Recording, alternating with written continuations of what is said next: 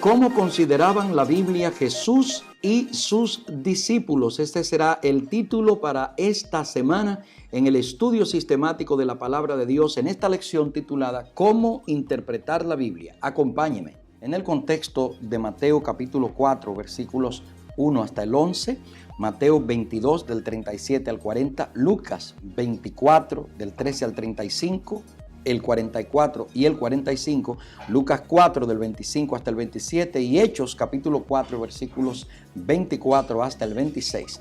El texto que se ha escogido para memorizar es el que se registra en Mateo capítulo 4 y versículo 4. Allí dice: Él respondió y dijo: escrito está, no solo de pan vive el hombre, sino de toda palabra que sale de la boca de Dios. Por desdicha, en esta era posmoderna, la Biblia se ha interpretado principalmente desde la óptica de una filosofía que cuestiona tanto su inspiración como su autoridad. De hecho, la Biblia se entiende simplemente como un conjunto de ideas de gente que vivió en una cultura relativamente primitiva y que posiblemente no podría entender un mundo como en el que nos encontramos hoy. Al mismo tiempo, el elemento sobrenatural se ha minimizado o hasta se ha eliminado. La Biblia, desde ese concepto en el que se mira hoy día, es totalmente distinta a como la vieron quienes fueron los protagonistas principales de ella: Jesús, los discípulos y los personajes que en ella son mencionados desde el Génesis hasta el Apocalipsis, con la parte del domingo 12 de abril. Y aquí vemos que el bautismo de Jesús, realizado por Juan el Bautista, representa el inicio de su ministerio. Y una vez realizado el bautismo, entonces Jesús es tomado y llevado al desierto, y allí él hace una declaración interesantísima que vale la pena que nosotros analicemos, la cual él le expresa al enemigo, a Satanás, que se le presenta en el desierto con el propósito de tentarlo. Esa expresión está en el libro de Mateo capítulo 4 y precisamente es la de: no solo de pan vive el hombre, sino de toda palabra que sale de la boca de Dios. Jesús apunta hacia la palabra de vida y su fuente suprema divina. Es en la palabra donde él encuentra el recurso para contrarrestar la tentación. Y allí también él, en esta conversación entre él y Satanás, no solo en una ocasión, sino en varias ocasiones, utiliza la misma palabra para contrarrestar la tentación. En estas tres tentaciones Jesús responde con las palabras escrito está. Es decir, Jesús va directo a la palabra de Dios y sin más se enfrenta a los ataques y los engaños del enemigo. Esta debería ser siempre una lección poderosa para nosotros. La Biblia, y solo la Biblia, es la norma y el fundamento definitivo de todas nuestras creencias. No es opinión, no es argumento elaborado y complicado, es simplemente tener la palabra como guía en cada una de nuestras acciones y para defendernos de cualquier situación en la que nos tengamos que enfrentar a diversos aspectos negativos para nosotros. El lunes vamos a estar analizando el aspecto interesantísimo de Jesús y la ley, y vamos a ver la forma en la que el Señor se expresa con relación a la ley, a los mandamientos, y de forma particular en el capítulo 5, verso 17, donde Él dice con claridad que no ha venido a dejar de lado la ley ni a dejar de cumplirla, sino más bien a darle un verdadero cumplimiento. Jesús les enseñó a sus discípulos a obedecer la palabra de Dios y la ley, y no hay ningún indicio de que haya dudado de la autoridad ni de la relevancia de las Escrituras. Al contrario, él acudía constantemente a ella como fuente de toda autoridad. En una ocasión dice en Mateo 22, 29, erráis ignorando las Escrituras y el poder de Dios. Jesús enseñó que un mero conocimiento intelectual de la Biblia no es suficiente y que sus enseñanzas eran todo lo que necesitamos conocer para saber la verdad y sobre todo para conocer a Dios, quien es esa verdad precisamente.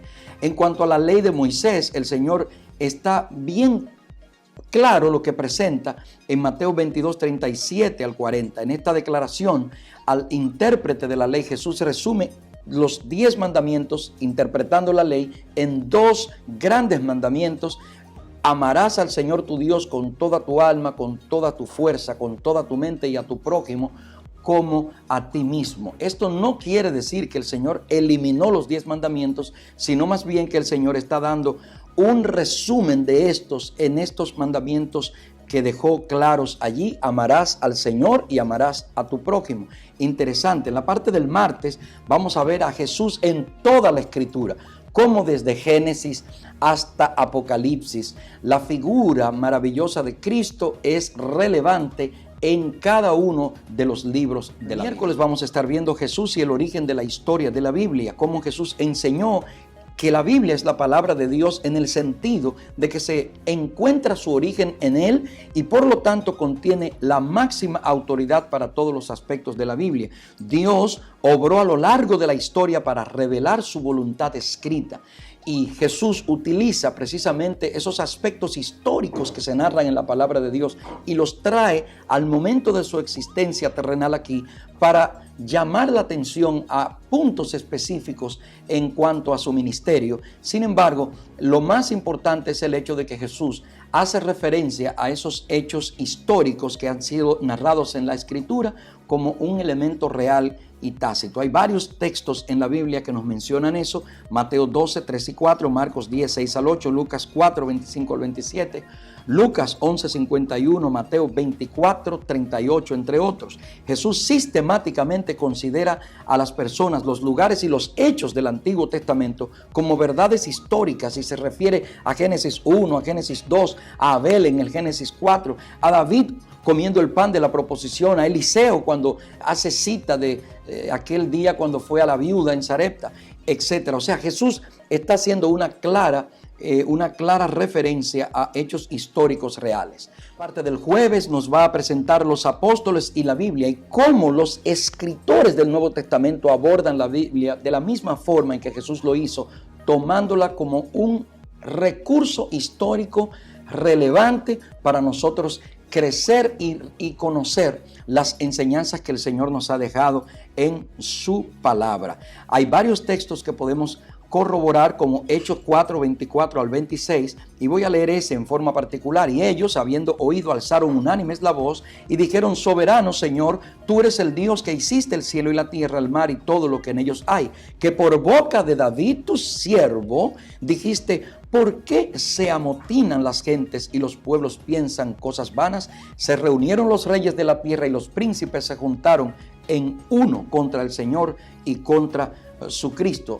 Ahí vemos cómo los apóstoles hacen referencia a hechos narrados por la palabra como elementos totalmente históricos. Vamos a ver este otro, Romanos 9, 17, porque la Escritura dice a Faraón: para esto mismo te he levantado, para mostrar mi poder y para que mi nombre sea anunciado por toda la tierra. En la parte del viernes vamos a estar en nuestro estudio de meditación viendo algunos aspectos del libro deseado de todas las gentes, las páginas 49 a la 45, y la parte de la tentación, las páginas 89 y 99. Quiero compartir con ustedes una cita de esas páginas. Está en Sign of the Times del 27 de marzo de 1884. Los hombres se creen más sabios que la palabra de Dios, más sabios incluso que Dios, y en vez de poner los pies en el fundamento inamovible y confrontar todo con la palabra de Dios,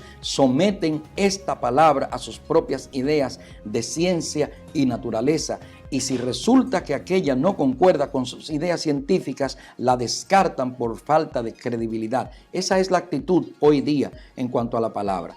Los que mejor logran familiarizarse con la sabiduría y el propósito de Dios tal como se revela en su palabra, llegan a ser hombres y mujeres de fortaleza mental y pueden hacerse obreros eficientes con el gran educador Jesucristo. Cristo ha dado a su pueblo las palabras de verdad y todos están llamados a cumplir su parte en darlas a conocer al mundo. No hay satisfacción aparte de la verdad. La palabra, entonces, cuán esencial es que ella sea entendida, comprendida por todos.